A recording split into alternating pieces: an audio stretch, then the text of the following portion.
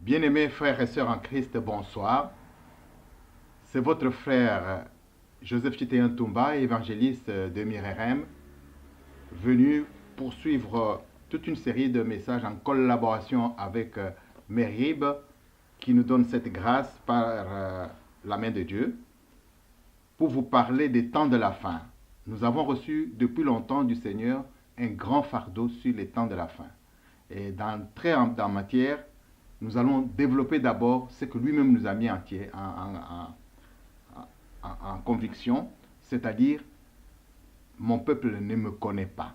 Donc les gens connaissent Yahweh notre Dieu superficiellement. Ainsi donc dans le chapitre d'introduction, nous commençons par connaître Yahweh et son plan de salut. Et une fois qu'on aura vu la connaissance de Yahweh, de son Fils, du Saint-Esprit, alors nous entrerons dans le vif du sujet sur les temps de la fin et nous vous en souhaitons bonne écoute. Dans le premier chapitre lié à la connaissance de Yahweh, connaître Yahweh et son plan de salut, le premier chapitre s'intitule « Connaître Yahweh notre Créateur ». Yahweh notre Créateur, comment allons-nous le connaître? Nous allons le connaître en nous référant à sa propre parole. Nous entrons tout droit dans le premier livre de la parole de Dieu, Genèse, premier chapitre, premier verset. Au commencement, Yahweh créa les cieux et la terre. Comme vous l'entendez bien, cette introduction explique qui est le Créateur. C'est Yahweh. Et il n'y a pas de discussion là-dessus. Et lorsque Yahweh a créé, il a créé en donnant la notion même profonde de la création. La création se définit sur troisième voie, c'est-à-dire les cieux. D'abord, au commencement, c'est-à-dire le temps. Ensuite, l'espace, c'est-à-dire les cieux. Et enfin, la matière qu'est la terre. Donc vous comprenez, avant que la science ne se développe et qu'elle explique ce que c'est que la création, Yahweh, dès le commencement, avait déjà défini qu'est-ce que c'est que la création. C'est-à-dire, il a créé d'abord le commencement. C'est-à-dire qu'avant, il n'y avait pas de commencement. Le commencement, c'est en fait le temps. Donc, le temps a été créé par Yahweh. Ensuite, quand il a créé le temps, ça s'est suivi directement l'espace. Et à la fin de l'espace, il y a eu la matière. Dans une harmonie extraordinaire. Naturellement, certains d'entre vous me posent la question, mais où est-ce qu'il était Yahweh? Naturellement, il était en dehors de tout cela. Voilà comment nous l'appelons notre Créateur. C'est bien Yahweh. Alors, sans plus tarder, nous allons voir qu'est-ce qui nous confirme qu'il est réellement le Créateur. Nous le verrons de par son nom, parce que son nom explique beaucoup de choses. Et nous allons, de prime abord, voir qu'est-ce que l'hébreu donne comme détail concernant le commencement et la création. Le terme commencement en hébreu, c'est Barachit.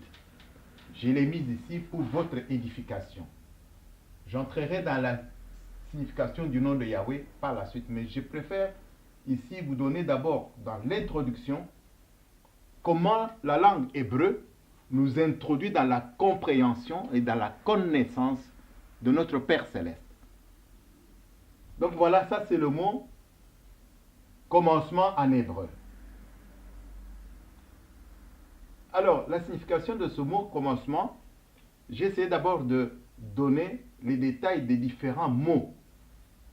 Et comme vous le voyez, il y a le tav, le yod, le chiffre, l'alef, le h et le bet. Ça veut dire donc que là, il y a 7 mots. 1, 2, 3, 4, 5, 6, 7. Si on lit très bien dans les langues, lorsque c'est traduit dans d'autres langues. Alors, ça veut dire que Aleph, qui est là, signifie Yahweh Dieu. Shin signifie détruire ou tuer. Yod signifie par ses efforts ou sa main. Et Tav signifie la croix. Naturellement, l'hébreu se lit de droite à gauche. C'est pourquoi j'ai écrit comme les Hébreux même l'écrivent. Et bar, parce que c'est le barachit, nous avons pris Ashit, hein, Ashit, mais si nous ajoutons donc le bara, ça va donc faire 1, 2, 3, 4, 5, 6, 7. Donc ça va faire 7 mots. Donc vous voyez que commencement, le terme commencement est subdivisé en 7 mots. Et 7 c'est le chiffre de perfection, typiquement avec référence à Dieu. Alors maintenant, quand on analyse ce terme commencement en hébreu, développé pour notre compréhension, voici ce qu'il signifie. Le Fils de Dieu, Bara, hein, Bar Aleph, parce que Bar c'est fils, Aleph c'est Dieu, donc Bar Aleph, c'est-à-dire le Fils de Dieu, sera tué par sa propre main sur une croix. Donc, vous voyez qu'en introduction d'une seule première phrase, où il est dit au commencement Yahweh créa les cieux et la terre, là comme c'est codé dans la langue que parlait Yahusha, l'araméen et l'hébreu, c'était dit que le Fils de Dieu sera tué par sa propre main sur une croix. Combien c'est magnifique. Donc là, nous comprenons que le Fils de Dieu était impliqué dans le message de la création parce que Yahweh lui-même nous a édifiés. Lorsque vous prenez la parole de Dieu dans les sanctions que Yahweh a données à Adam et Ève, dans Genèse 3, il a terminé par une dernière sanction sur l'auteur principal. Donc, Adam et Ève sont des co-auteurs, mais vraiment, l'agent principal, c'est l'ennemi de Dieu qu'on appelle Satan. Eh bien, le Seigneur lui a donné une sanction terrible en disant la descendance de la femme t'écrasera la tête. Et lui écrasera le talon. Autrement dit, tu as humilié la femme en l'entraînant dans la rébellion contre ma loi, mais d'une femme naîtra un homme Dieu. Et là, il va écraser ta puissance. Voilà un peu comment, d'entrer en matière, Yahweh s'est glorifié. Alors, nous revenons maintenant, sans plus tarder, à la signification du nom de Yahweh, parce que c'est ça, en fait, un peu notre problème.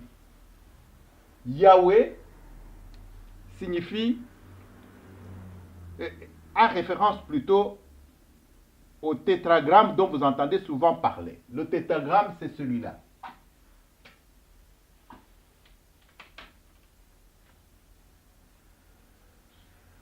Le tétragramme, ce sont donc les 4 mots qui expliquent en fait le nom de Yahweh. Comme on ne le prononçait pas, les voyelles sont un tout petit peu, presque un peu avalées. Ce qui compte, c'est que le nom soit là. Mais on le prononçait d'une certaine façon. Parce que Yahweh avait dit à Moïse à la montagne, Eya Asher Eya, cela veut dire, je suis celui qui suis. Je suis celui qui suis, ça veut dire quoi?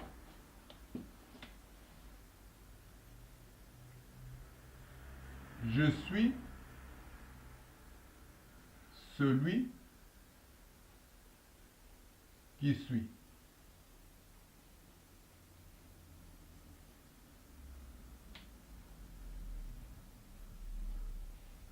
Lorsque vous regardez ce mot-là, je suis celui qui suis, Cela veut dire qu'il est toujours au présent. Il n'a ni commencement ni fin. D'où le terme éternel.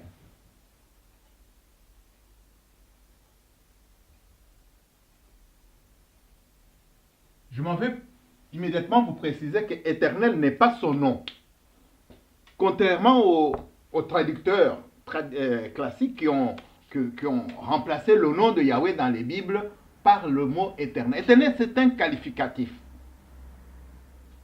qui existe toujours. Donc Yahweh, comme qualificatif, parmi ces attributs, il existe depuis toujours. Parce qu'il n'a ni commencement ni fin. Comme son nom le dit, je suis celui qui suis, donc il existe toujours. Il existait, donc il fut, il est et il sera, toujours. Voilà donc la signification directe de ce mot, de ce tétragramme, Yahweh. Les autres parlent de Yahweh, c'est une façon de parler. Les autres parlent de Yahweh. Il paraîtrait que le terme Yahweh soit le plus commode, mais ce qui compte pour nous, c'est que nous ayons en mémoire son tétragramme qui reflète vraiment son nom. Maintenant, ça c'est bien le nom, mais quel est son titre? Alors son titre, donc ça ici, nous avons donc le nom.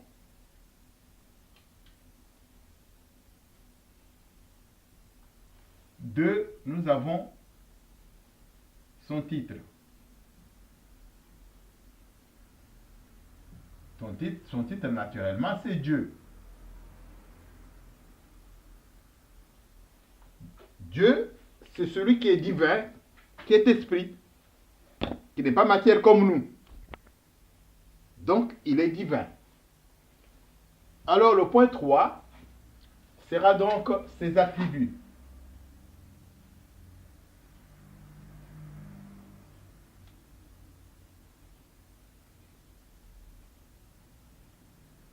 Quels sont les attributs de notre Dieu?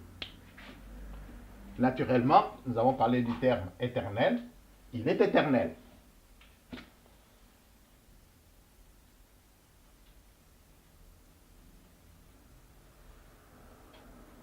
Il est éternel et il est omniprésent,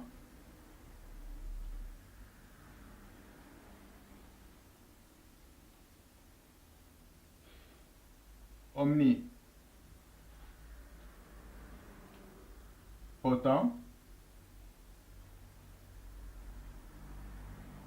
omniscient.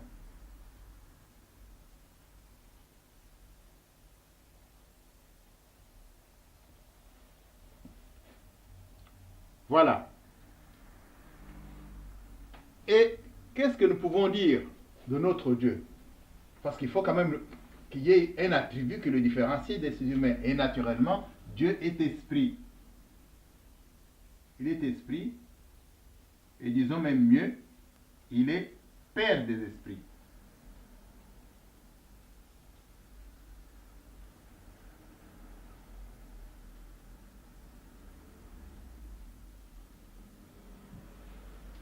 Voilà. Il a d'autres attributs. Il est miséricordieux. Il est saint. Comme sa parole nous demande, soyez saints comme moi votre Père, je suis saint. Il est amour.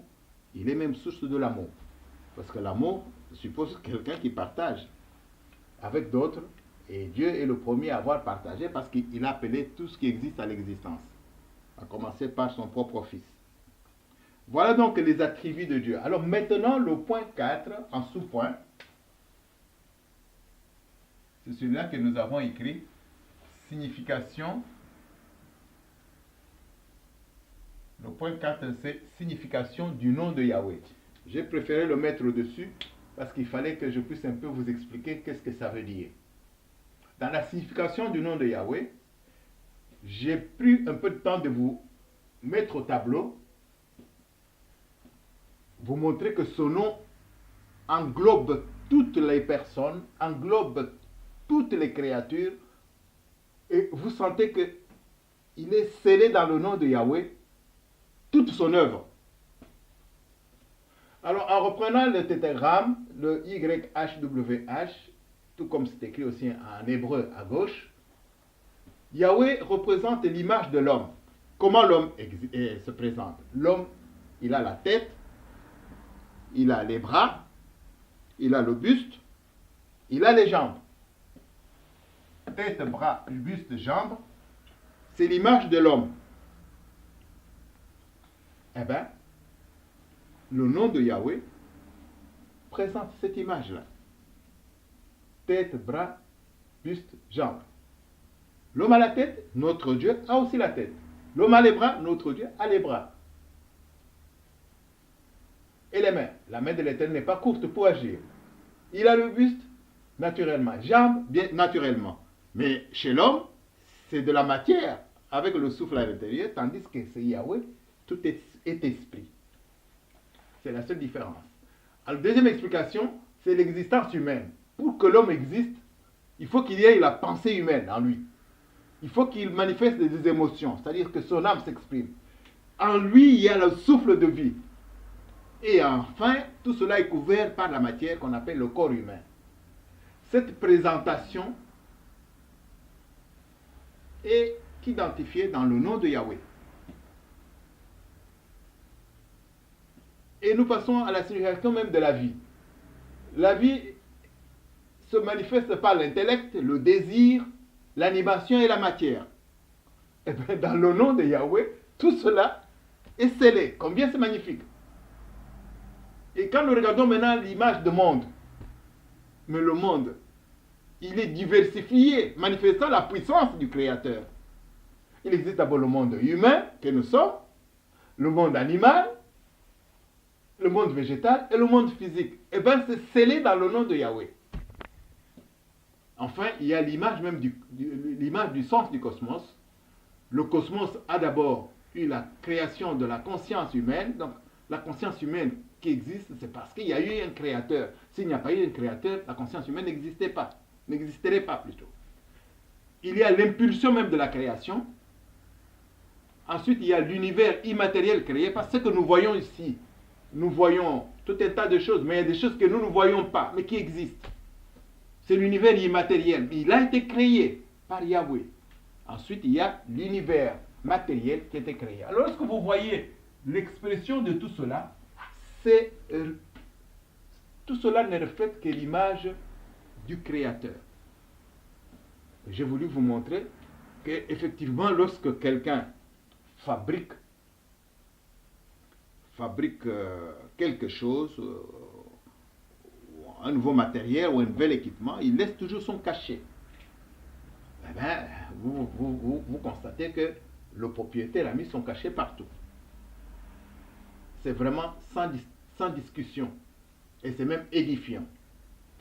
Alors, sans plus tarder, nous passons maintenant à la deuxième signification spirituelle du mot de Yahweh, le tétragramme. Eh bien, comme par coïncidence, dans le tétragramme est scellé le nom du Fils de Dieu. Je m'excuse avant d'arriver au nom du Fils de Dieu, j'ai oublié un petit détail.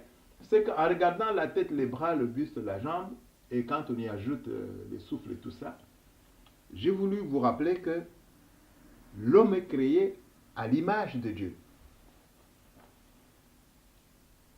Lorsque vous prenez la parole de Dieu en Genèse 1er chapitre, au verset 26, la parole de Dieu dit, nous citons, « Faisons l'homme à notre image, selon notre ressemblance. » Et quelle est l'image de Dieu? Vous la voyez combien elle est multicolore. Et quelle est la ressemblance? Nous le verrons quand nous entrerons à la profondeur de cette analyse. Mais je voulais d'ores et déjà vous dire que lorsque vous prenez la même parole de Dieu, je m'en vais tout juste prendre ma Bible pour vous édifier. Je m'excuse. Vous prenez la parole de Dieu dans 1 Thessaloniciens. Pour ceux qui ont leur parole, ils peuvent la prendre. 1 Thessaloniciens, verset 23. Il est dit clairement là-dedans, je cite, « Que le Dieu de paix vous sanctifie lui-même tout entier. Que tout votre être, l'esprit, l'âme et le corps, soient conservés sans reproche à l'avènement de notre Seigneur Yahushua Hamashiach, ou Jésus-Christ. Donc vous comprenez, l'être humain est tricomposé, tel que la parole de Dieu vient de le dire. Combien c'est magnifique. Il n'y a pas 3 hommes là-dedans. Il y a un seul homme, mais qui est tricomposé. Esprit, qui est à l'intérieur, l'âme, qui est la jonction entre l'esprit et le corps, et puis le corps qui est l'enveloppe. Vous comprenez, nous sommes créés à l'image de Yahweh. Il y a le visuel qui donne le phénotype, mais il y a la ressemblance qui donne le génotype. Donc à l'intérieur, Yahweh est donc tricomposé aussi. Sans qu'on parle de 3 Yahweh là-dedans. Yahweh est Père, Parole vivante et Esprit Saint. Il n'y a pas 3 Yahweh là-dedans. Moi, je vous donne la parole telle que je l'ai reçue. Mais seulement, comme il est omniprésent, omnipotent, omniscient, il s'est révélé de plusieurs façons, afin que nous découvrons sa majesté multiple. D'ailleurs, Elohim, son nom d'Elohim exprime à majesté multiple. C'est-à-dire, il peut se révéler de plusieurs façons. J'aimerais que, bien aimé dans le Seigneur, vous compreniez cela. Il n'y a personne d'autre, aucun être qui a une majesté multiple comme Yahweh. Il est l'unique. Tout en étant source originale, pour vous montrer combien il est unique, il n'a pas mis sa main dans tous les détails. Il a d'abord établi son unique fils. Bien-aimé, un fils. Il sort du Père et de la Mère. Le Fils de Dieu dont nous parlons, il est sorti du Père. Et comment est-il? Il est divin, naturellement. Il est divin. Il a la même nature que son Père, naturellement. Nous verrons ces détails plus tard. Mais j'ai préféré dans l'introduction déjà mettre les points sur les i pour que vous ne soyez pas dans la confusion. Donc Yahweh est tellement saint qu'il a établi son Fils depuis l'éternité. Proverbe 8, 22, vous allez vous retrouver là-dedans. Nous aurons le temps de parler de ce genre de choses. Donc il a établi son Fils et à son Fils, il a donné pouvoir d'appeler à l'existence ce qui n'existe pas. Parce que le Fils est baptisé parole vivante de Dieu. Autrement dit, dans le Fils, il y avait le plan, il y avait le verbe, il y avait l'onction. Donc, vous voyez les 3 là, ça fait le Fils. Mais tout cela, c'est avant que Adam existe, avant que Ève existe, avant que Marie vienne au monde. Mais le Fils, c'est dans l'éternité. Il a été ainsi établi. Et alors, il a agi conformément à tout ce que son Père lui a donné. Quelque part dans la parole de Dieu, tout ce que son Père fait, lui aussi le fait exactement. C'est pour que vous compreniez, ils ont la même nature. Donc, dans la famille divine de Dieu, dans la famille de Yahweh, il y a Yahweh lui-même, qu'on appelle Yahweh, et il y a Yahweh, qui est son Fils. Mais les deux sont reliés par le même esprit, le Saint-Esprit. Voilà pourquoi on parle de Echad en hébreu, ça veut dire que cette unité-là, c'est une unité vraiment inséparable entre le Père et le Fils. Nous n'avons pas le temps d'entrer dans les détails, mais je voudrais qu'en avançant, vous puissiez percevoir l'unicité qu'il y a, la communion totale qu'il y a entre le Père et le Fils. Donc là, nous avons terminé cette première partie. Nous avons donc expliqué choses. Maintenant, j'en suis maintenant à la partie hébreu. Hébreu ici, c'est donc j'étais en train d'expliquer justement la raison de la mort du Fils de Dieu à la croix. Bien-aimé dans le Seigneur, c'était déjà scellé dès le commencement, avant même la création. Donc, comme vous venez de voir, nous avons vu le terme Barachit. Ça veut dire que déjà au commencement, avant à la création, il était déjà prévu que le Fils de Dieu sera tué par sa propre main sur une croix. Et l'image de croix, bien aimé, vous ne pouvez pas en être surpris, parce que l'image de croix vous ramène où? Elle nous ramène à Jérusalem. Elle nous ramène à Abraham. Elle nous ramène à Isaac. pour la petite histoire, vous savez bien qu'Abraham est resté jusque dans sa 90e année, il n'avait pas d'enfant. Mais voilà que Yahweh, sous forme de son fils, parle à Abraham, qui lui dit, voilà, vous ne m'avez pas donné un descendant, tout ce que j'ai, le Seigneur lui dit, non, non, non, non, ton descendant viendra de ton propre sein. Le Seigneur lui a annoncé la naissance d'Isaac. Et Isaac, une année après, Isaac était né. Mais quand le Seigneur a annoncé à Abraham qu'il aura un fils qui sortira de son sein, je peux vous dire une chose. Abraham a ri, mais n'a pas manifesté sa surprise devant le Seigneur. Le Seigneur l'a vu parce que le Seigneur est omniscient. Mais ce qui est grave, c'est Sarah qui riait dans la maison. Je disais, mais une vieille comme moi, est-ce que je peux encore concevoir? Yahweh a vu, puisqu'il est omniscient.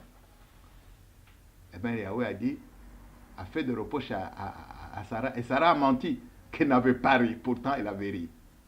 Mais vous savez, ce qui est rigolo, c'est que le fils en question qui était né, il s'appelait Isaac. Et beaucoup de gens ne savent pas qu'est-ce que c'est que la signification d'Isaac. C'est le rire. C'est le fils pour lequel on avait rigolé, croyant qu'à cet âge, on ne peut plus concevoir. Eh bien, Isaac, c'était le rire. Mais voilà que le Seigneur va demander à Abraham de lui sacrifier son unique. Je fais juste une petite parenthèse pour vous montrer le sens de la croix. Parce que j'ai dit ici que le fils s'était annoncé au commencement qu'il mourra sur la croix. Eh bien, Isaac, déjà, un jeune homme bien, son père se réveille parce que Yahweh lui a demandé de lui sacrifier son unique fils.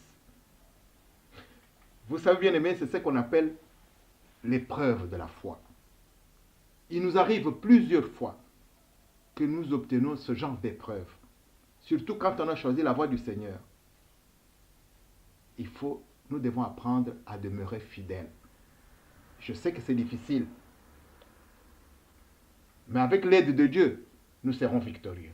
Eh bien, Abraham n'a pas demandé le point de vue de Sarah. Je suis convaincu que si Abraham avait demandé à Sarah, la réponse serait négative. Puisque pour Sarah, c'était son unique. Mais Abraham s'est dit, Yahweh a donné, Yahweh est tout-puissant. Il demande, je vais offrir cet enfant en sacrifice. Yahweh est capable de le ressusciter. Voilà la foi. Et c'est d'ailleurs ce que Yahweh a dit. Il lui a donné une bénédiction. Il a fait sortir pour moi, regarde les étoiles, si tu peux le compter, eh bien, telle sera votre bénédiction. Donc, Abraham a pris son fils, il l'a mené à la montagne que Yahweh lui avait montrée, la fameuse montagne qu'on appelle en Israël Moria, qu'on appelle montagne de Dieu. Eh bien, Moria, c'est sur la montagne Moria qu'Abraham a amené Isaac pour le sacrifice. Il était convaincu. La preuve est qu'il a sorti même le couteau. Après avoir préparé l'autel, il a sorti le couteau pour poignarder l'enfant et le tuer. Et à ce moment-là, Yahweh a arrêté le bras d'Abraham, a dit ça. Qu'il a vu sa foi. Il lui a montré plutôt la brebis sacrificielle de l'échange. C'était le rachat. Il a racheté la vie d'Isaac par une autre brebis.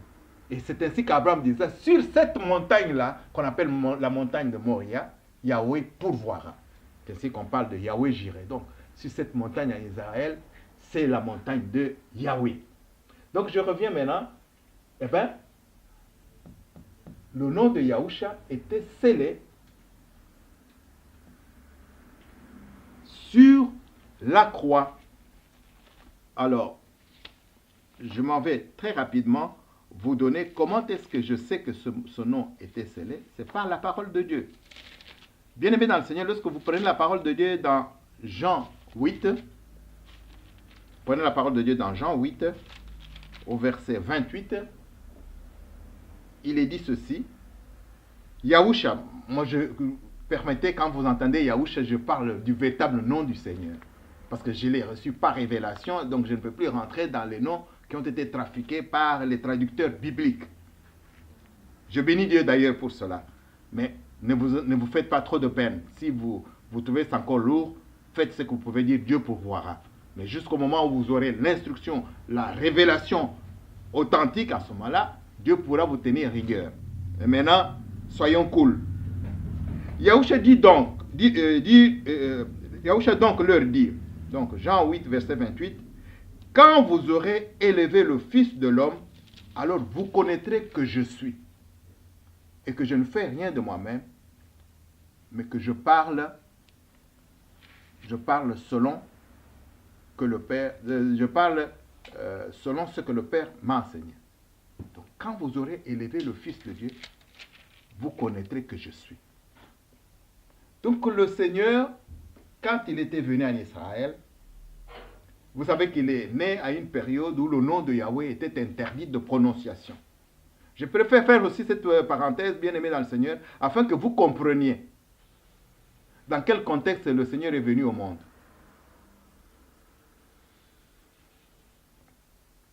Il est venu, et quand il était né, il fallait, comme la tradition l'exige, qu'on puisse l'amener au temple pour le présenter chez le grand sacrificateur, selon la tradition juive. Là, vous avez tous ces éléments-là dans la parole de Dieu. Je vous donne juste la référence pour que nous ne puissions pas tarder. Donc, c'est dans Luc 2, à partir du verset 21, présentation du Seigneur dans le temple. Bien-aimés, quand vous lisez cette présentation-là, vous comprenez combien c'est magnifique.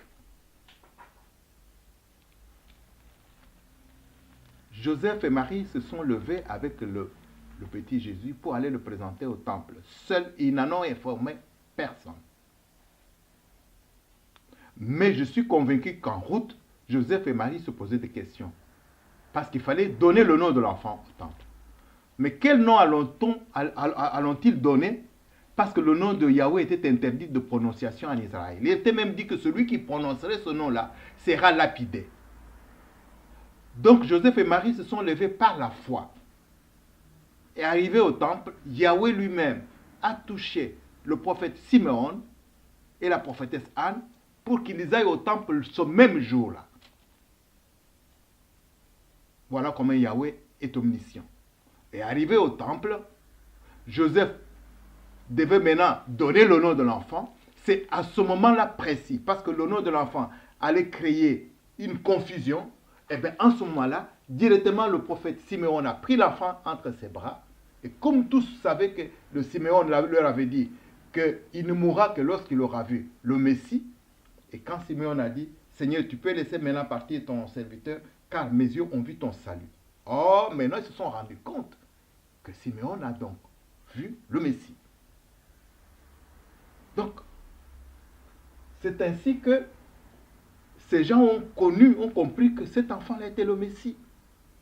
Mais comme ils avaient supprimé le nom de Yahushua, mais Joseph a donné le nom de Yahushua. Ça veut dire Yahweh qui sauve par son fils. Yahweh sauvera par son fils. Donc ce nom-là, c'est un nom qui a créé de troubles au temple en ce moment-là. Heureusement que Joseph et Marie sont partis rapidement. Et le Seigneur lui-même, malgré qu'il portait ce nom, il ne l'a pas vulgarisé dans les masses. Il en a parlé seulement à ses disciples. Mais pour la masse, il a donné cette parole que je venais de vous dire dans Jean 8, verset 28, que quand vous aurez élevé le Fils de l'homme, alors vous connaîtrez que je suis. Autrement dit, le jour où la croix sera dressée, alors à ce moment-là, vous lirez sur la croix mon nom, qui est le nom de mon Père. Alléluia. Combien c'est magnifique, bien-aimé dans le Seigneur. Et dans mes notes écrites, je peux vous montrer le petit document que j'avais fait. Voilà comment se présentait la croix. La croix, il était là. Et là, vous pouvez voir, bien-aimé dans le Seigneur, ce qui était écrit au-dessus.